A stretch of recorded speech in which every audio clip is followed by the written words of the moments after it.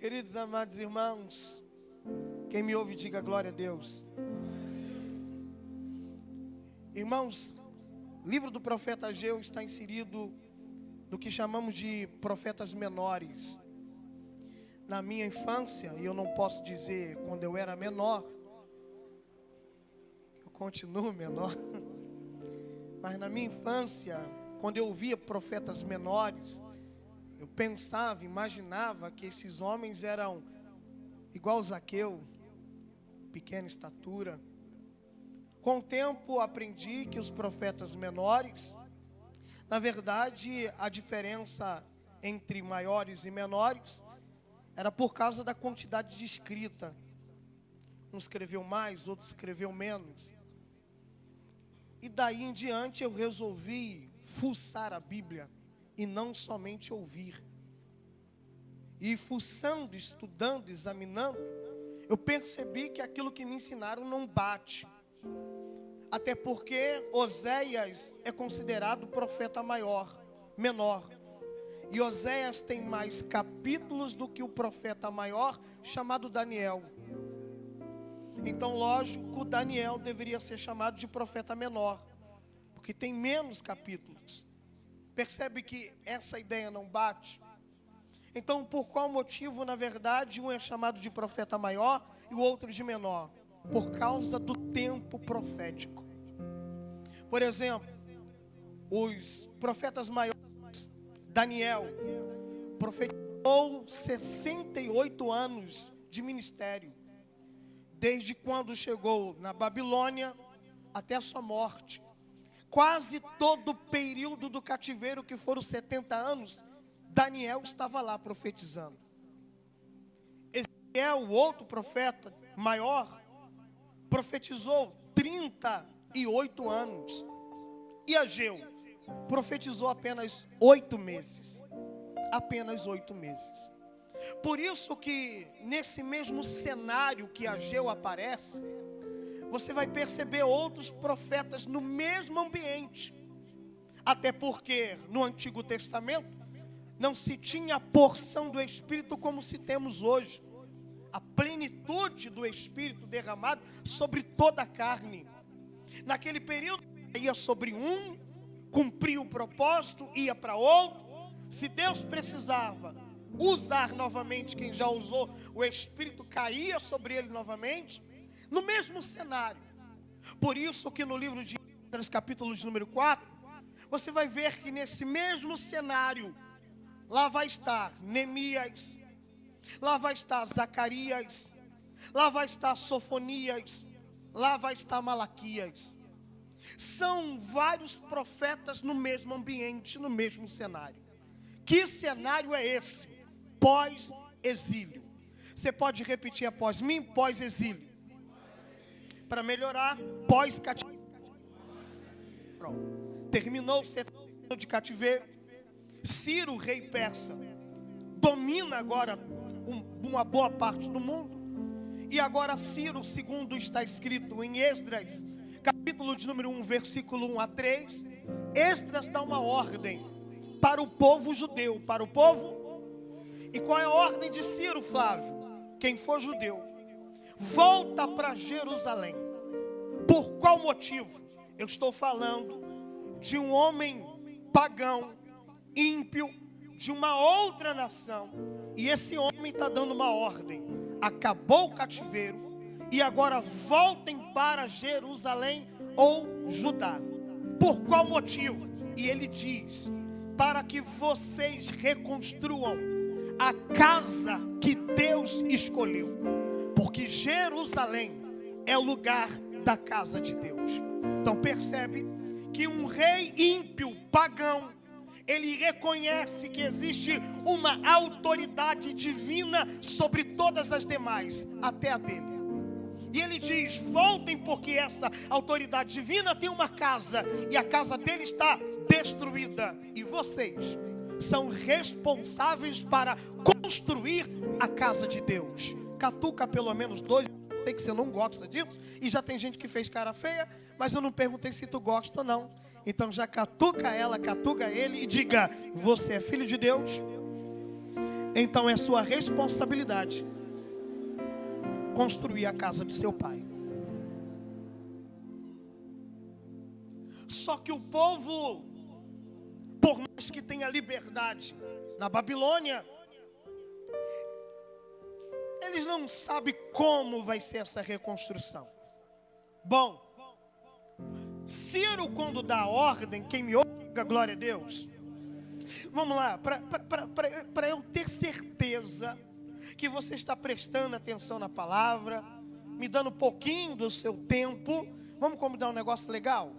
Eu vou falar assim, tá ligado? Que aí é melhor do que eu falar, levanta a mão, dá glória a Deus. Levanta a mão, recebe vitória. Fica bem melhorzinho do que isso. Vamos lá. Quando eu falar, tá ligado? Você vai dar uma palma. Vai dar uma? Quantas? Quantas? Quando eu disser assim, tá muito ligado, você vai dar 2 palmadas. Vamos fazer o teste? Vamos lá? Quem tiver agora no celular, agora vai cair por terra agora. Ai, tá ligado? Tá muito ligado? Pronto. Agora eu vou saber se você está prestando atenção. Quando Ciro dá ordem, é ano 535. Ano 535. Porém, capítulo 1, versículo de número 1 do livro do profeta Ageu, ele começa dizendo: no 2º ano do rei Dário, já não é mais Ciro. Então perceba que passou um período de tempo. E nesse passar de tempo, Deus pega Ageu, capítulo de número 1, versículo de número 8, e Deus diz através do profeta Ageu: vocês, capítulo 1, versículo 6, vocês semeiam muito e recolhem pouco. Vocês comem, mas não se fartam. Vocês bebem, mas não ficam saciados. Vocês até compram suas roupas de marcas, mas ninguém se aquece. O que você recebe num saquetel furado. Mas versículo 7 ele continua dizendo: assim diz o Senhor dos Exércitos: aplicai o vosso coração aos vossos caminhos. O que Ageu está dizendo? Vocês inverteram a ordem de Deus. A ordem de Deus para a vida de vocês, através do ímpio, do pagão, do chamado Ciro, foi: quando voltar para Judá, chegou em Jerusalém, construa a casa de Deus. E o que eles estão priorizando? Seu próprio ventre, sua ostentação. Estão ali gastando tempo, mas não naquilo que é prioridade. Vamos lá, eu pergunto e você me responde. Qual é a prioridade que o cristão tem que ter? Deus acima de todas as coisas? Sim ou não? A prioridade do crente sempre tem que ser Deus? Sim ou não? Errou, joga no texto pra gente, por favor. Mateus capítulo 6, versículo 33. Todo mundo conhece de cor. Mateus capítulo 6, versículo 33. Vamos ler bem forte, 1, 2, 3. Mas... Não, eu disse forte, vamos lá, sem preguiça. Onde você berrou, gol. Vamos lá, melhora. Vamos lá, 1, 2, 3.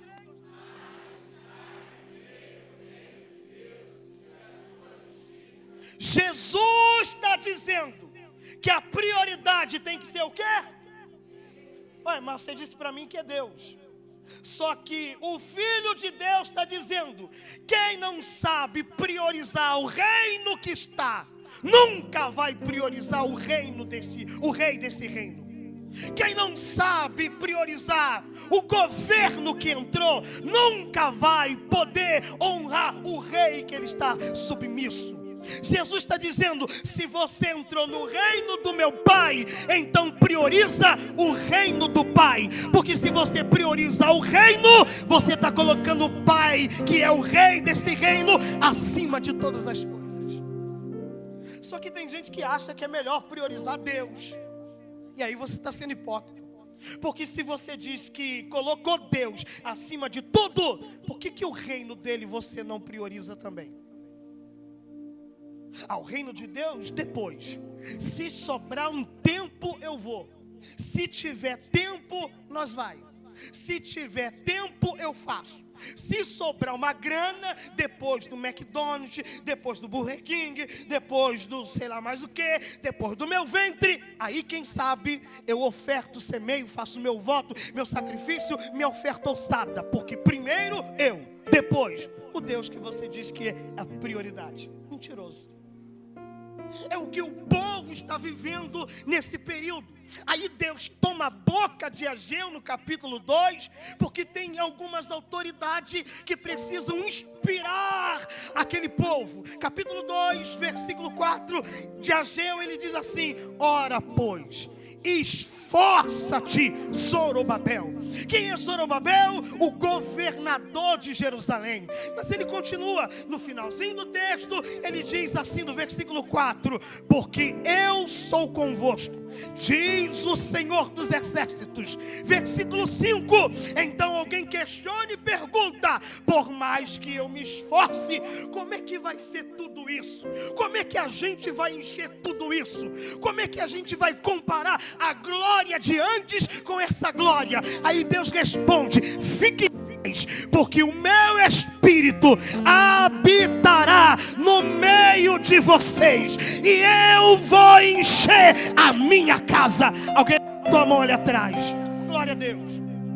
Deus está dizendo: por mais que você seja líder, por mais que você tenha a sua liderança, por mais que você discipula, quem enche a casa não é você, quem atrai o povo não é você, quem enche a casa é o meu Espírito. Porque bem disse Jesus: ele convencerá o homem do pecado, da justiça e do juízo.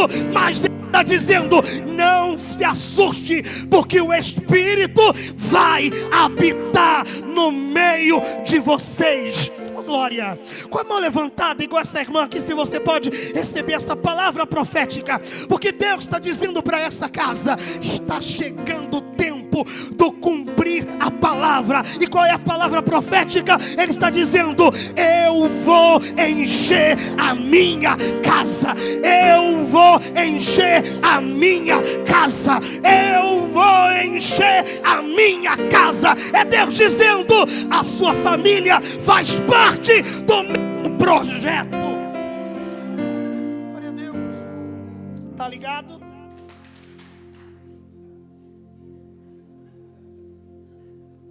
Bom, vamos continuar. Aí de repente Deus pega Ageu e diz: vocês estão preocupados com a glória?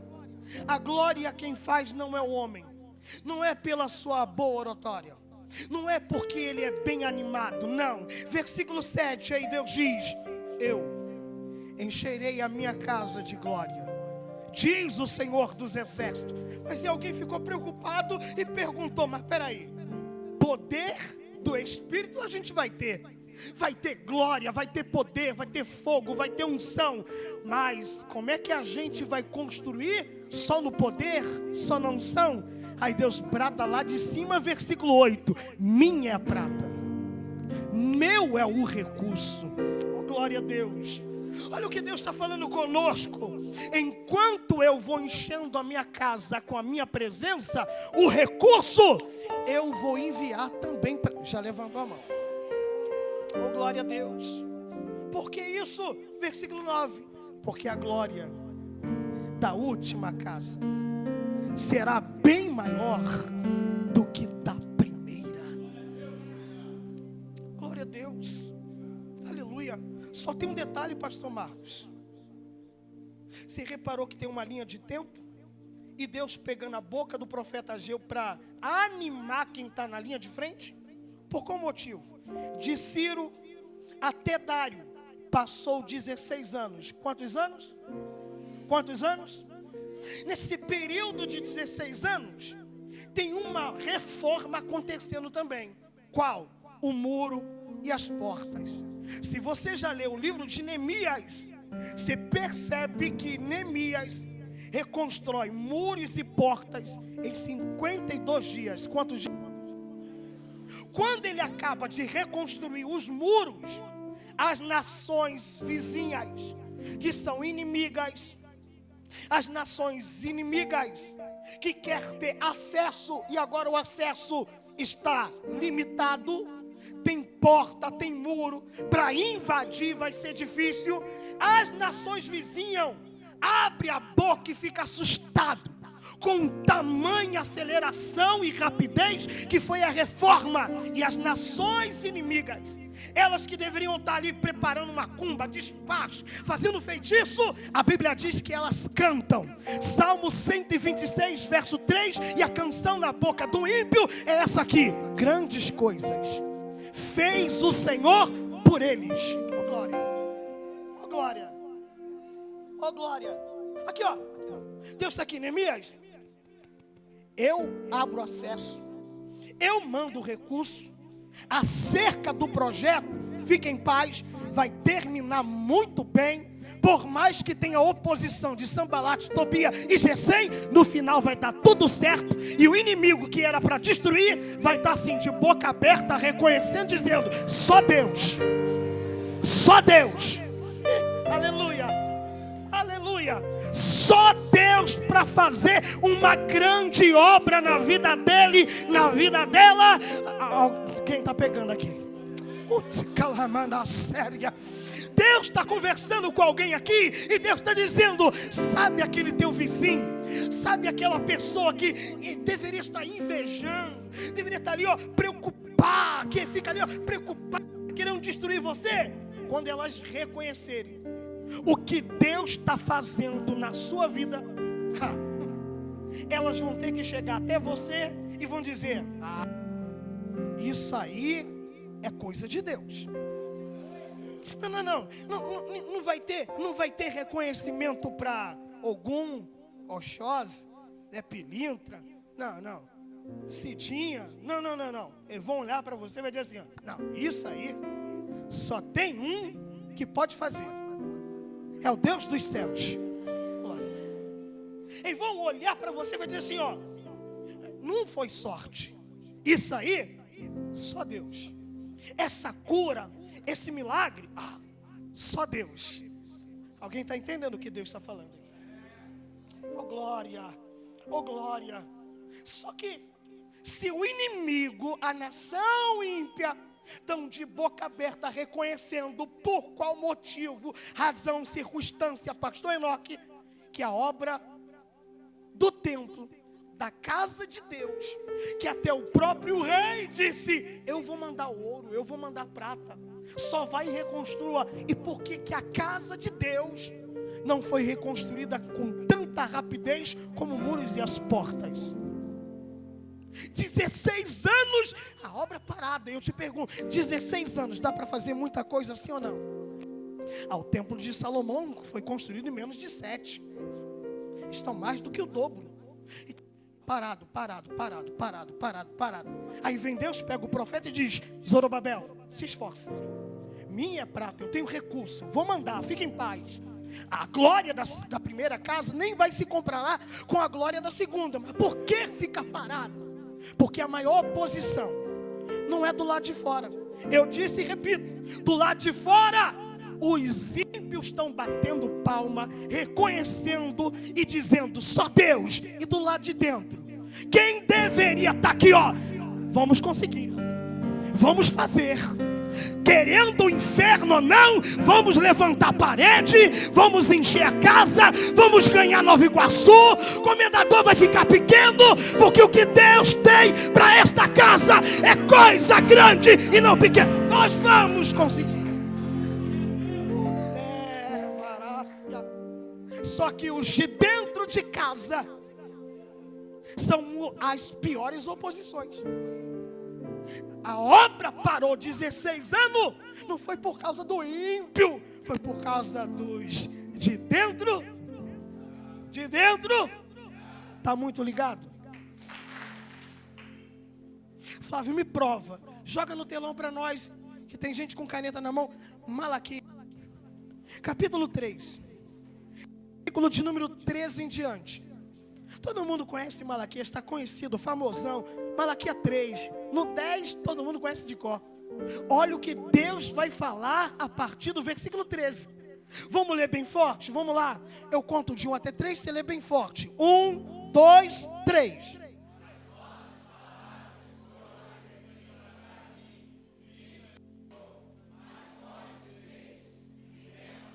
Segura o 13.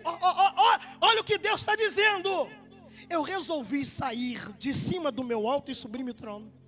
Resolvi descer aqui no culto. Quando eu cheguei aqui no culto, eu não escutei glória a Deus. Eu não escutei aleluia.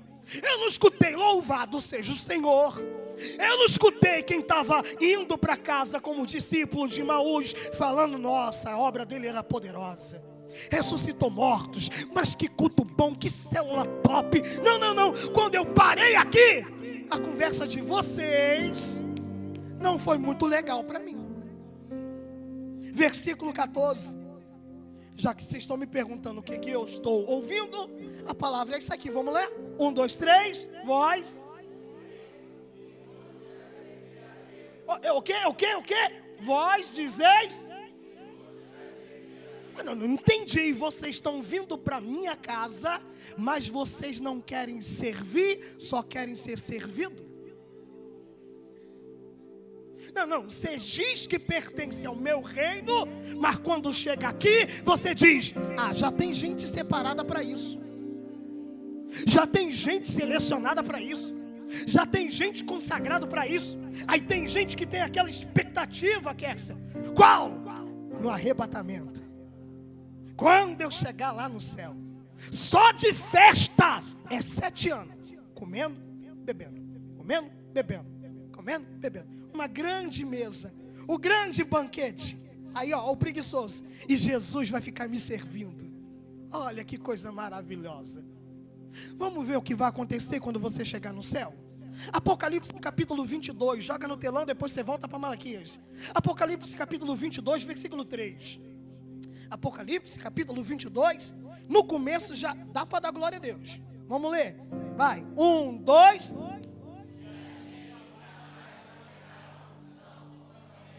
Já devia estar dando glória a Deus, crente. Não vai ter macumba, não vai ter despacho, não vai ter feitiçaria, não vai ter encantamento. Aí dando glória a Deus. Não vai ter nada disso. Você vai estar lá despreocupado. Só que aí ele continua. Como não vai haver maldição na cidade, vai ter o quê? O trono. O trono. E mais o que, crente? Os servos vai fazer o quê? Eu não vou chegar no céu, ficar lá no rio da vida pescando, andando no cavalo de fogo. Não. Eu vou chegar no céu e quem estiver sentado no alto e sublime trono, Deus Pai, Deus Filho, eu vou estar fazendo o que, crente? Vou estar fazendo o que, crente? Os à toa da Senac não vai gostar de chegar lá. Não vai. Eu não sou diácono. Eu não sou obreiro. Não. Jesus está dizendo o quê? Só sobe para a nova cidade e fica diante do trono quem é servo e serve aqui embaixo. Não, eu sei que você não gosta, mas vai lá, para ele não esquecer o culto de hoje. Sacode 2 ou 3 e diga, vai treinando aqui, irmãos. Vai treinando aqui. Vai treinando aqui. Limpa banheiro. Flávio, eu não sei fazer nada. Impossível. Olha aqui para mim, me responda. Vamos lá, me responda, interage comigo. Quantos dons espirituais Jesus deixou disponível para a igreja? Quantos dons? Oi? Quem falou 9? Levanta a mão. Levanta a mão, sem medo, sem ira e sem contenda. Quero ver, olhar você.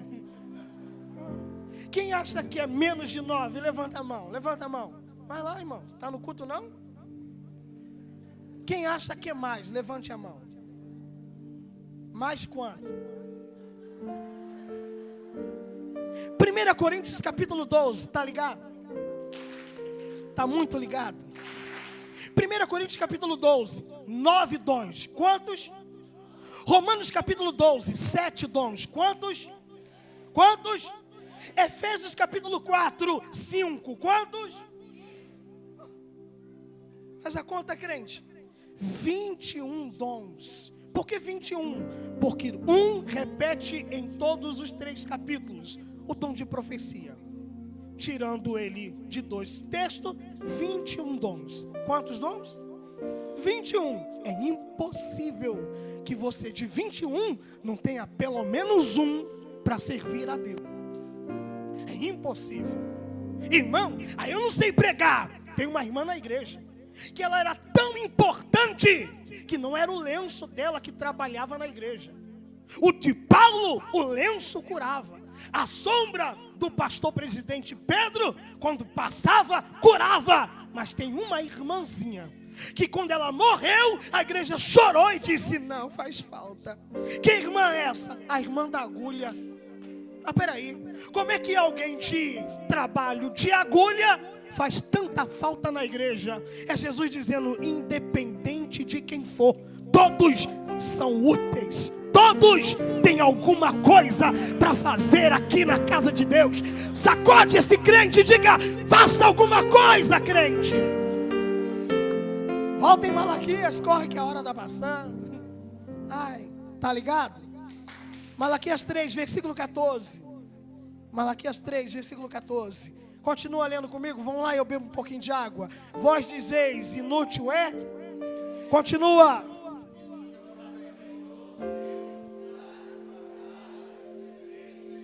E 15. Ora, pois.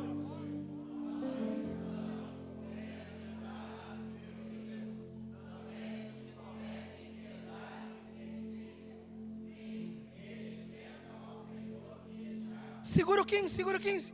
Olha a desculpa de quem não quer servir, de quem não quer guardar a palavra, de quem não quer fazer nada. Qual é a desculpa? Eu estou aqui no TikTok, eu estou aqui no Rios, e eu vi que o ímpio, olha lá, ontem, cheirou pó, queimou uma seda e ainda jogou a fumaça para pilintra. Eu vi que a vizinha estava descendo até o chão igual a lagartixa. Eu vi lá fulano, jogando na bet. Eu vi. E quando eu olhei isso, eu disse: eu estou vindo para o culto.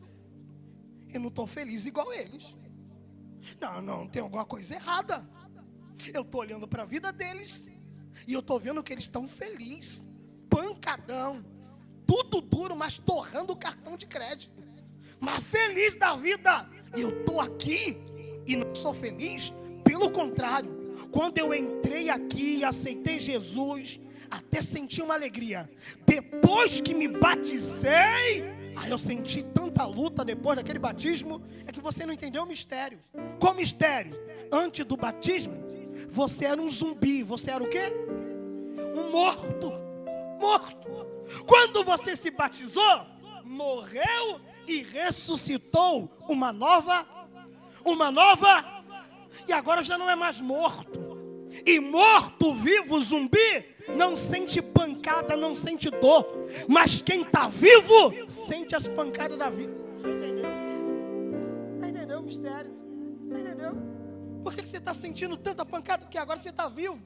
Morto não sentia nada, mas agora está vivo. Mas tem um detalhe. De repente, versículo 16, Deus começa a pegar um livro. Pegar um quê? Um livro. E Deus começa a anotar. Não quer servir, não quer fazer nada. Vem para a igreja, parece uma encruzilhada. Braço cruzado, perna cruzada, língua cruzada. Me guarda, Jesus.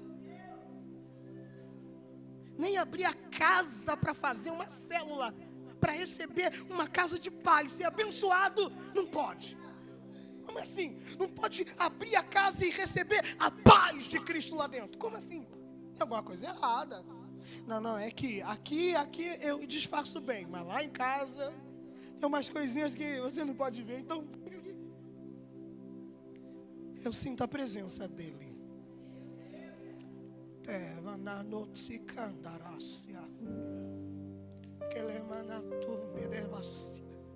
Aí ele pega o livro e começa a anotar. E vai fazendo um memorial. Ele está anotando.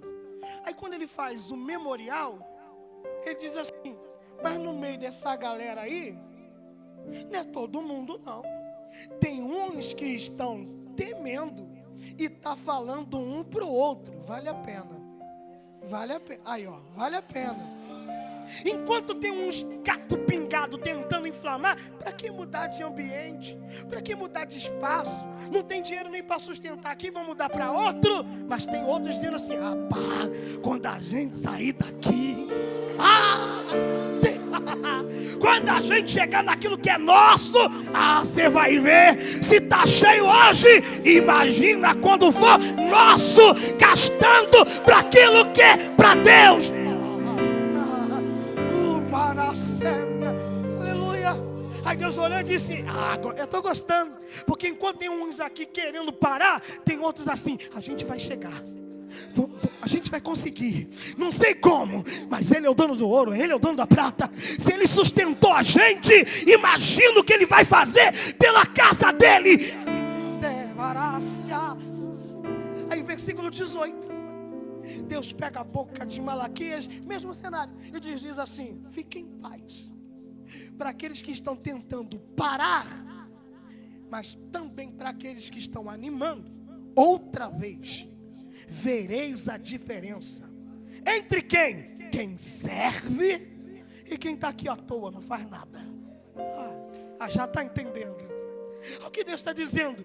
Vai ter uma diferença. E não fica aí: mas por que ele é queridinho de Deus? Por que ela não? É Deus dizer: meu filho, quem trabalha merece recompensa. Quem faz alguma coisa merece recompensa. Deus trouxe alguém aqui hoje para lhe dizer: fique em paz. Hoje você está aí suando e dizendo: oh Deus, estou fazendo. E Deus: fique em paz, eu estou anotando tudo. E vai ter recompensa para você. Fique em paz. Fique em paz. Mas aí vem Deus e diz assim, 16 anos depois, versículo 19 do capítulo 2 de Ageu: ainda há semente no celeiro? Ainda há semente no celeiro? Como assim, pregador? Não entendi. 16 anos se passou. 16 anos saíram da Babilônia.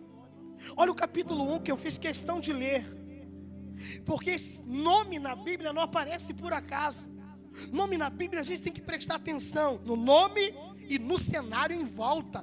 Por exemplo, Êxodo capítulo 2, a filha de Faraó desce no rio para se banhar, junto com as suas servas. De repente as suas servas se afastam da filha do Faraó e começa a ouvir o choro de uma criança. E a criança está onde? Quem lembra? Oi? No cesto. E esse cesto está onde? À beira do rio. Quando elas tiram a tampa, o que tem lá no rio? Uma criança. Aí vão tirar a criança do rio, tirar a criança do... E aí elas perguntam: minha senhora, como que vai ser o nome dessa criança que a gente tirou do rio? Qual é o nome da criança? Tirado das águas. Gênesis capítulo 35, versículo 18. A esposa de Jacó está dando à luz. Ela sente muitas dores na contração do parto. E o versículo 18 diz: antes da alma sair do seu corpo, ou seja, antes de morrer, lhe perguntaram qual é o nome da criança. E ela está morrendo, ela está angustiada. E ela diz: vai se chamar Benoni, filho da minha angústia. Jacó escuta aquilo e diz: não, aqui na minha casa ninguém vai carregar trauma nenhum. Ele vai se chamar Benjamim, filho da minha mão direita. Por que direita? Porque na minha casa meus filhos não serão a minha vergonha, meus filhos serão a minha honra. Alguém pegou a palavra? 1 Crônicas capítulo 7, versículo 23. Efraim, filho de José, está tendo mais um filho na casa. E aí o texto diz, pastor Enoque, que a casa estava muito mal. A casa estava o quê? Aí nasce uma criança. Quando a criança nasce, a casa está como? Muito mal. Pegam-se a criança, pergunta: qual o nome da criança? Como que está a casa? Qual o nome da criança? Minha casa é uma desgraça. Berias, minha casa é uma desgraça. Por que eu fiz isso? Para você entender que o nome na Bíblia não é por acaso. Capítulo 1, versículo 1. Qual é o cenário? Saindo da Babilônia, voltando para Jerusalém. Qual é o cenário? e... Tá ligado? Muito ligado? Quais são os 3 nomes que aparecem no versículo 1 de Ageu capítulo 1? Ageu, Zorobabel e Josué. Anota essa aí. Ageu significa eles celebraram uma festa. Zorobabel, semente da Babilônia. Josué, o Senhor é a salvação que dá crescimento. Opa. Voltando para Jerusalém. Como? Com a semente. Porque quem foi levado para a Babilônia foi escravo, mas chegou lá, Jeremias capítulo 29, versículo 4 em diante, Deus diz assim: quando chegar na Babilônia, construa casa. Olha o que Deus está dizendo: quando chegar no dia da tua luta, não fica chorando, não fica lamentando, construa, realiza. Ah, céu, porque eu sou assim. Ó céus, ó vida, ó azar. Aí Deus te trouxe hoje e diz: erga a cabeça. Não é porque a vida está ruim que você vai ficar só reclamando. Jesus disse em Mateus capítulo 5: se os teus olhos forem bons, todo o teu corpo terá luz. O que Jesus está dizendo? A maneira que você olha a vida vai refletir no teu corpo. Encare a vida com luz, com brilho, com um olhar positivo. Aí Deus continua. Jeremias 29, versículo 5. Quando chegar na Babilônia, case. Tem alguém solteiro do teu lado? Tem alguém solteiro? Diga para ele: Deus tem um crush para você.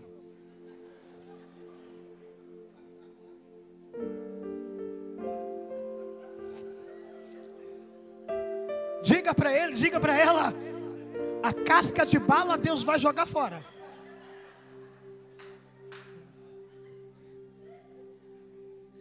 Mas a delícia dos seus olhos vai chegar.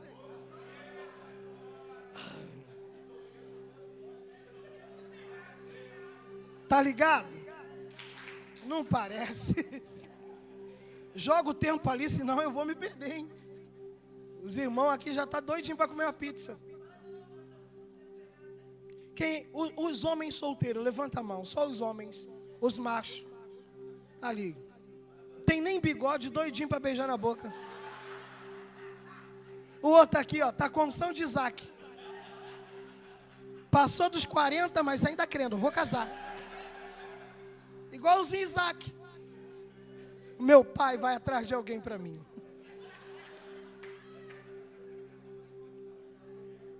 Cadê as meninas solteiras? Levanta as mãos, a mão. As meninas, mulheres. Levanta a mão, sem preguiça. Estou te botando na vitrine, aproveita. Os meninos já estão assim, ó. Pode olhar para trás, mano. Olha para trás, olha. Aproveita. Joga o tempo aí para mim. Coloca o tempo aí. Quem foi para a Babilônia? Constrói casa, faz negócios. Aí no versículo 29, versículo 11, Deus diz assim: quando chegar na Babilônia, acerca do teu amanhã, não se preocupe, porque bem sei eu o pensamento que tenho sobre vós, pensamento de paz, não de mal, para colocar na tua mão aquilo que você tanto deseja. Já era para estar com as duas mãos levantadas, porque Deus está falando contigo. Não ande ansioso, porque o cerca do amanhã não é você que cuida, sou eu que trabalho em teu favor. Acerca do amanhã. O tempo não veio, mas eu já entendi o mistério.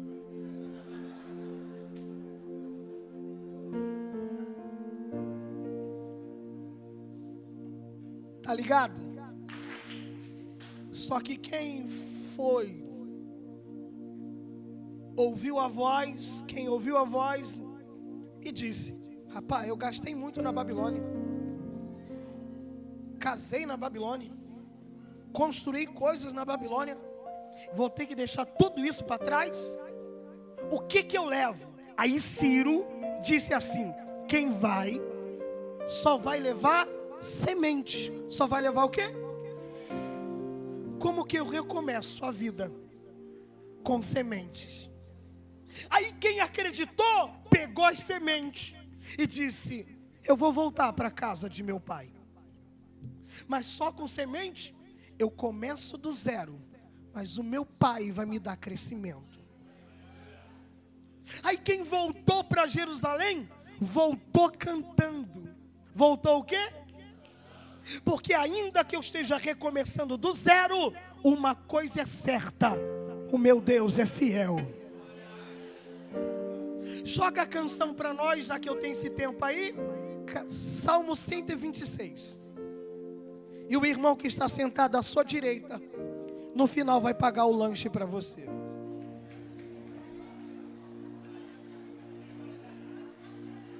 Salmo 126.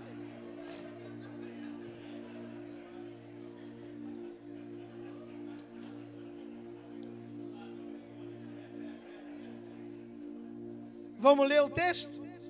1, 2, 3. Quando o Senhor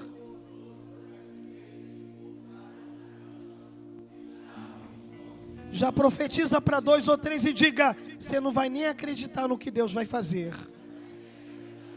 Diga para ele, diga para ela: vai ser realização de sonhos. Aquilo que Deus liberou para você anos atrás, Deus está dizendo para alguém: fique em paz, parece sonho, mas eu vou realizar na sua vida. Não foi uma palavra em vão liberada, porque o que sai desse altar não é coisa vã. O que sai daqui é palavra, profecia de Deus para a sua vida. Independente do tempo, Deus está dizendo: quando cumprir, você vai dizer: estamos vivendo um sonho. Estamos vivendo um sonho. Segue o texto. Bom, 1, 2, 3. Então,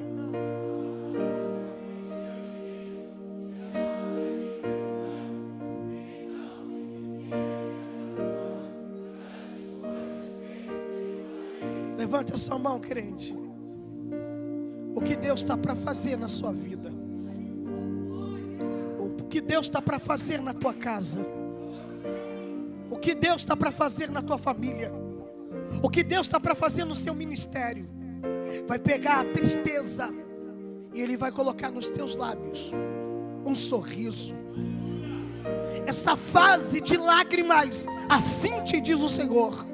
Eclesiastes capítulo 3, versículo 4. Eu sei, diz o Senhor, há tempo de chorar, mas também há tempo para sorrir. Não abaixa a mão e recebe, porque é de graça e pela graça. Assim diz o Senhor. Jó capítulo 28. Assim diz Deus: eu te farei sorrir novamente e te farei dar pulos de alegrias. Vai ter virada na tua vida. Joga o versículo 5. Cadê o baterista com essa baqueta, Jesus? Vamos ler? Os que... Oh, glória. 6. E aqueles... Oh.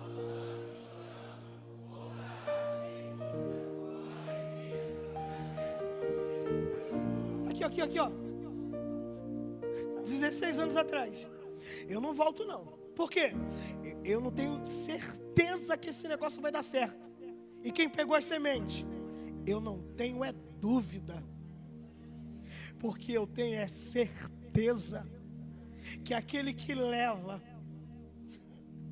a preciosa semente, ainda que chorando, voltará. Com ponto de interrogação? Não, com culto de ação de graça. Oh, glória. Mas aí vem Deus dizendo: oh, não acredito. Vocês ainda têm semente guardada? Versículo 19. E Deus diz: a oliveira, a romeira, a figueira. O que Deus está dizendo? Os melhores frutos da terra vão brotar cantar para vocês. Eu sinto um peso profético. E eu não sou criança para dizer que é para todo mundo, mas Deus trouxe alguém aqui para dizer: fique em paz, vai valer a pena o investimento de ficar sozinho, estudando e ter prestado concurso, porque já já você que chorou vai dar o seu culto e ação de graça. Se coloca de pé comigo, por favor. Porque deste dia em diante termina a palavra profética. Porque deste dia em diante eu vos abençoarei. Levantou a mão ali, levantou a mão aqui. Tá ligado? Tá muito ligado? Olha o que Deus está dizendo. Não perca a esperança. Continue acreditando, porque há uma virada, há algo novo, há uma fase que você não viveu, que você vai passar a viver, porque desde esse dia em diante eu vos abençoarei. Deus trouxe alguém aqui e eu começo aqui a me unir à palavra do pastor Enoque. Palavra, antes que o ano termina, não vai terminar do jeito que está. Deus vai fazer algo novo na sua história. Inclina a sua cabeça, a gente canta e ora. Fecha os olhos. Deus está conversando conosco. Vai ter um culto e ação de graça. Vai ter um testemunho sobre os seus lábios. Não será só choro. Tem uma fase nova chegando.